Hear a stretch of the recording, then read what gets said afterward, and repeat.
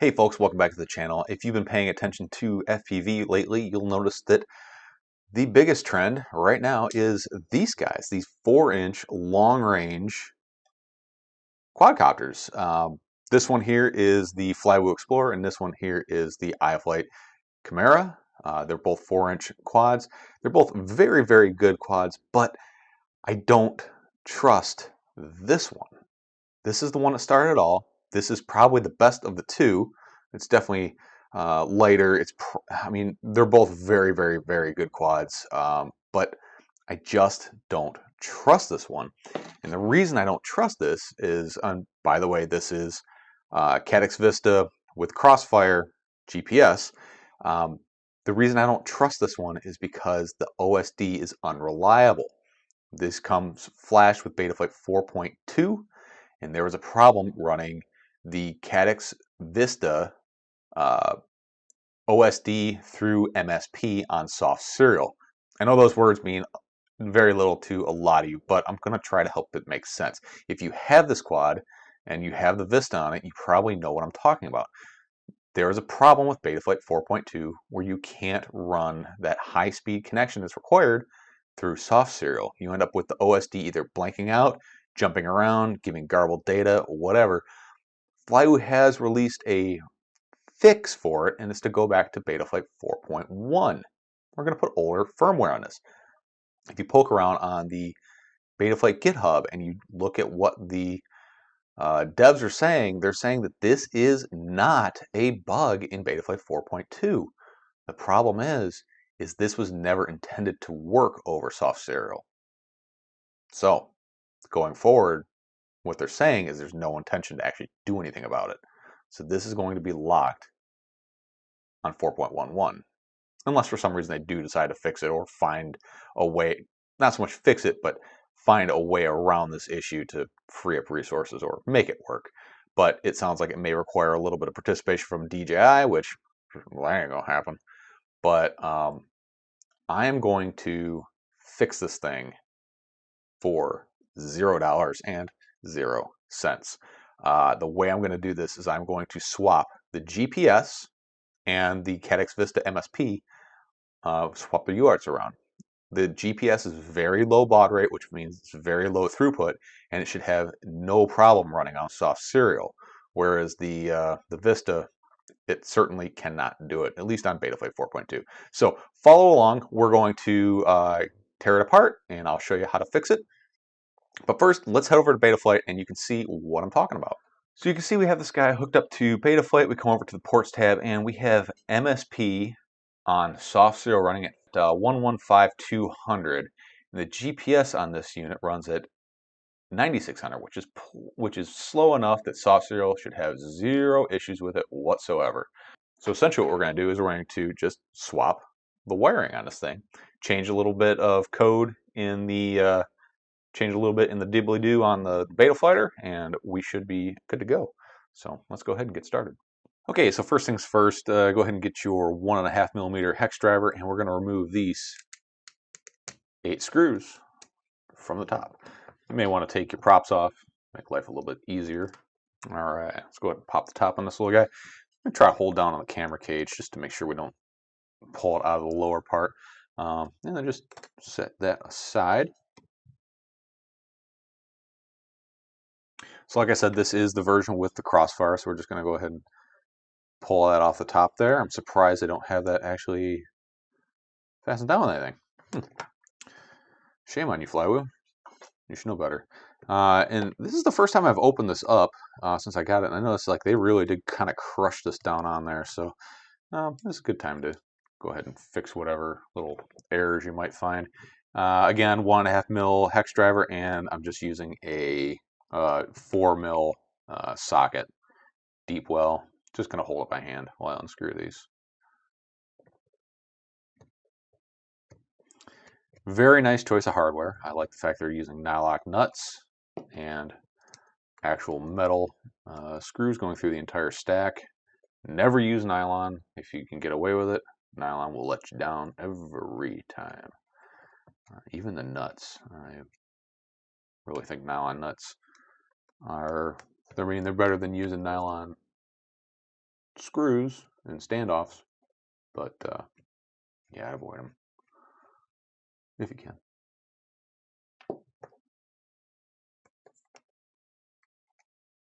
Another option to do this is to just replace the entire stack with like a 20 by 20 stack. I don't know of any 16 by 16 stacks that have enough UARTs to do what this thing's trying to do, but that is one of those options. All right, so I'm going to hold on to these screws. I'm going to lay it down here, and hopefully they don't fall out. Let's go ahead and get this little insulator piece out of here. This is really cute. I like this. Good job, Flywoo. Nice little insulation board. Heck, they even call it that. Yeah, let's pull this camera cage up and out of the way just to not have to deal with it. A lot of loose little standoffs or little spacers here, so let's just make sure we don't lose any of them. So it's weird. This is rubber, and the rubber's got a plastic spacer, no plastic. So this is probably why it was crushed over. So they forgot a spacer on this corner of my flight controller. Good to know. Good to know. I don't want to lose these screws, so what I'm going to do is I'm going to flip this guy over, and I'm going to put a little piece of tape on the back side of the frame so those screws don't fall out. Not necessary, but it's going to make my life a little bit easier in the end, so I'm not trying to wrangle the whole stack back together. So I know that's going to happen. So there we go. We're just going to cover this up. So now these screws can't fall all the way out. They can only go that far.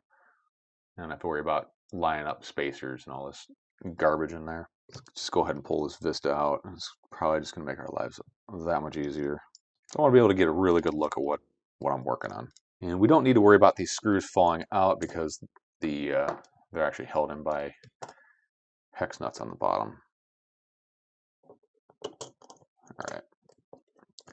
So now I got the caddx Vista up and out. We can see where those wires are running. Now we don't need to change the power on the ground. We just need to change these two wires here. The yellow wire is going to be our RX and white is our TX. So let's go ahead and make a note. And just a tip for y'all, just a tip just for a second. It's always good to take a picture of how everything's wired up. Might help you out in the future.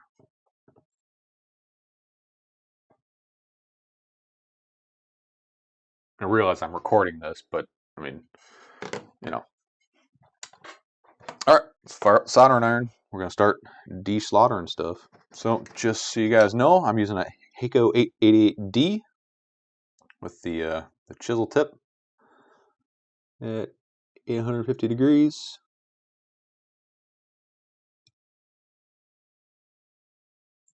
I don't care what you think is the right temperature.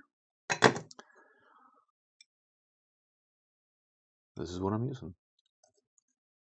All right, so let's go ahead and pull these guys up and out of the way. It's always good to have a set of non-ferrous tip tweezers lying around. These are ceramic coated. I'll put a link to them in the video description. If you guys have any questions while I'm doing this, throughout the video, put a comment in. But be specific. Like if you say, "Hey, what wire is that?" I have absolutely no idea what the heck you're talking about. So be specific, please. It'll help me and everybody else out. So that's the wire from the Vista. Now we're going to have to get up underneath this flight controller.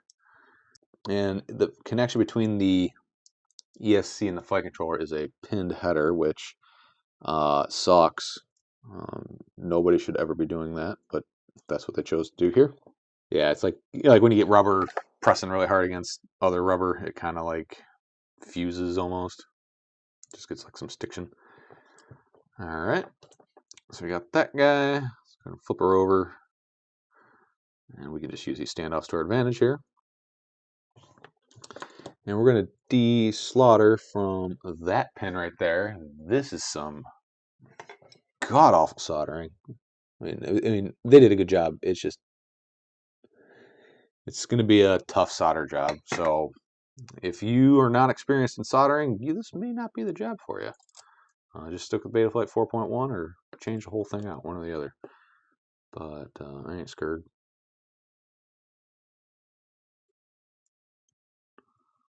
So,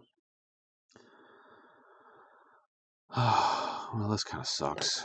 I'm a little short on some length here, so we're going to untwist these wires a little bit on the back side of the GPS.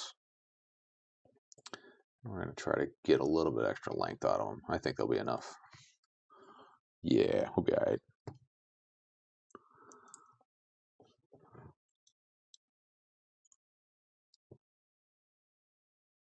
And you can tell which ones are the GPS wires. They're a little bit thinner. Not a lot, but just a little bit thinner than the caddx Vista wires. So if you get kind of lost, just go with whichever ones are thinner for the GPS. Okay.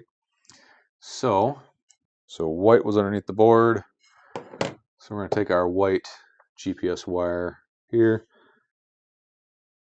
Should we clean that guy up?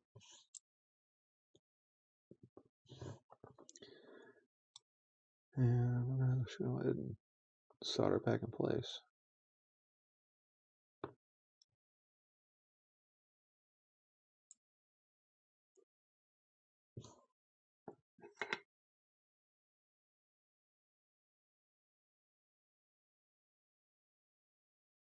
Carefuling. There we go. Looks good, but the old jeweler's loop will be your best friend here. I'm going to go ahead and flip this board back over and reinstall it. Be careful of these wires down here. Make sure you don't pinch anything.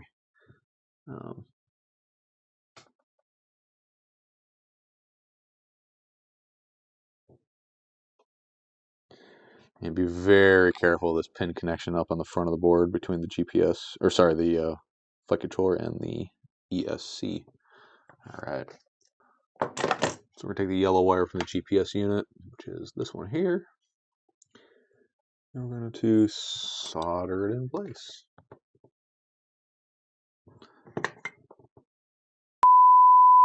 All right, so after digging through this a little bit more, come to find out that the pin on the underside of the flight controller you're soldering to is the current pin from the ESC. So they have that set up as the receive UART in soft serial, which it doesn't matter. You can change it from receive to transmit just by changing the parameters in Betaflight.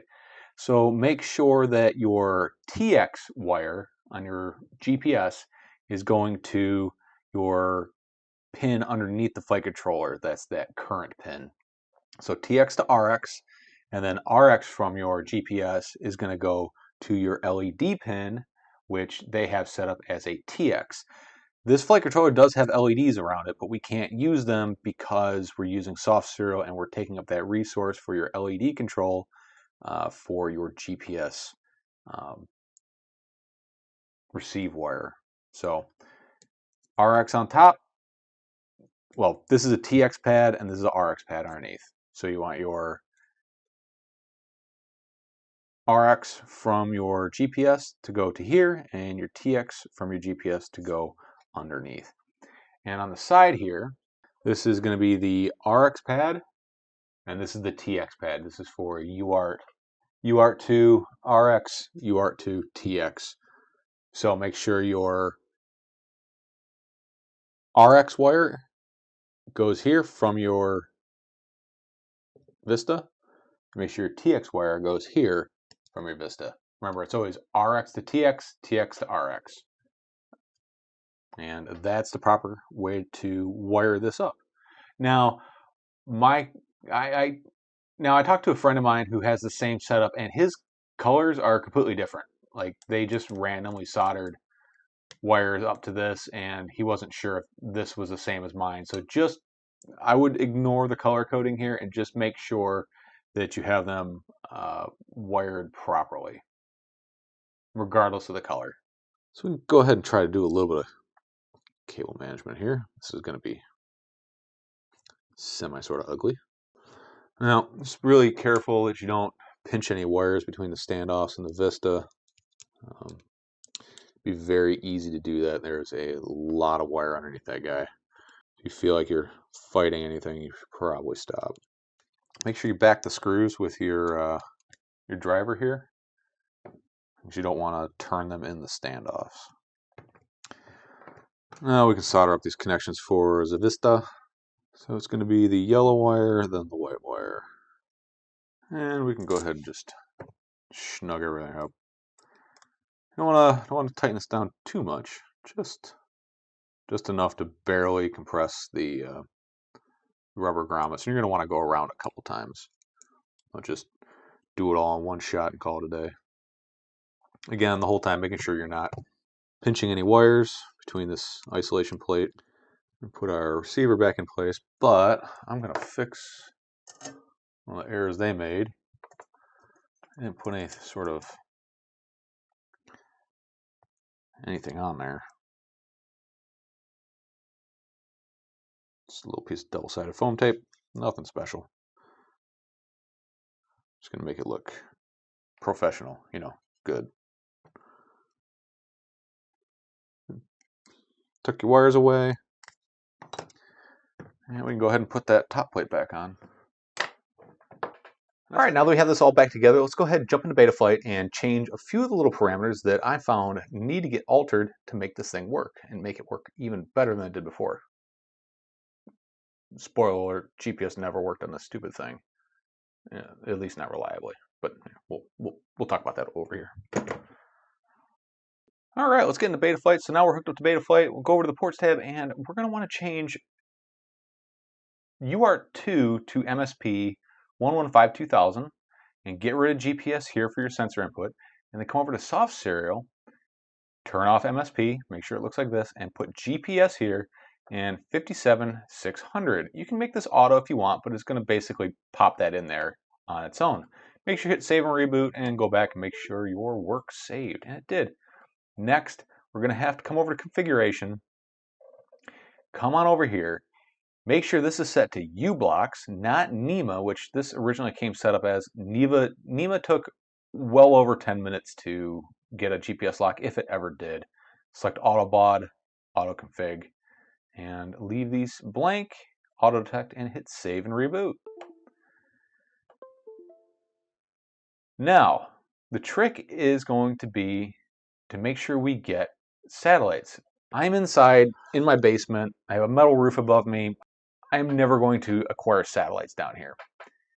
If you have a laptop, take your laptop outside, put the quad someplace where it's in the sun or clear view of the sky, and it'll eventually pick up some satellites. This little waiting for GPS fix thing here, if you don't have an internet connection, this isn't going to do anything. But if you do, it's eventually going to show you like a Google Streets map of where you are at. Now, if you don't have a laptop with Betaflight on it and you just have your desktop computer, another thing you can do is take your quad outside, connect it to a USB power bank. Just a USB brick, plug it into the wall with a USB cord, doesn't matter, plug it in. You don't need to have a LiPo plugged into it. And what you can do is you can use your radio to see if you're actually getting satellites. Go over to this camera here and I'll show you what I'm talking about. So I have my quad plugged in outside on a USB power bank. This flight controller does power the receiver through USB. So it's already been bound to my controller. I'm going to go into the model settings. This is on a Tango 2, obviously, but if you are on a different radio, it's going to be kind of the same menus. You just got to figure out what yours are. So go into the model menu.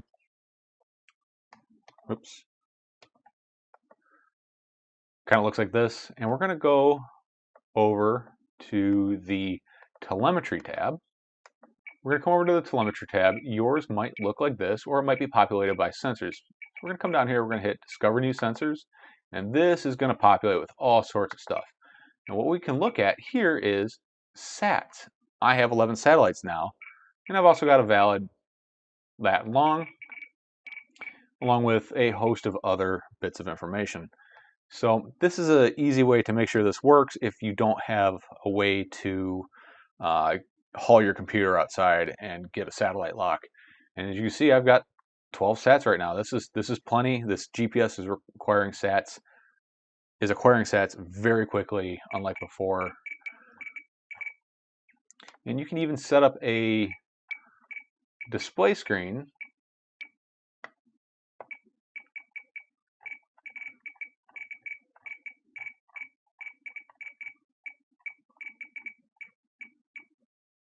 where you can have sats displayed. And there we go. I got 11 sats. So I know my quad is good to go. One of the issues with Betaflight and the DJI goggles is when you don't have a satellite lock, the goggles will show you 14 satellites. If you see 14 satellites in your DJI OSD, don't trust it. Gotta verify on your controller. I don't know why it does that, but when there's either an invalid fix, if there's an invalid fix, like saying there's not enough satellites, it's going to say 14. It's kind of silly that that's the way it is, but that is the way it works. So just make sure you verify it on your radio before you take off, because if you don't, and this model comes with the option selected to allow you to arm without an accurate satellite fix, when you use rescue mode, it's just going to fall to the ground. You're not going to get anywhere. All right, we're going to get outside, we're going to go fly this thing, and we're going to see how it works. I will be back in a couple days. All right, well, it's been a few days, and I've probably put at least 10 packs through this thing. Everything works perfect. The GPS lock is so much faster than it used to be. It's like how you would expect it to work. The OSD works flawlessly in the goggles, and we're jumping around, getting garbled up, or just not working in general. And I don't know what it is with Betaflight 4.2 versus 4.11, but it seems like GPS rescue mode almost works better on 4.2. It shouldn't be that way, but it probably isn't. I might just be imagining it, but it certainly seems way better.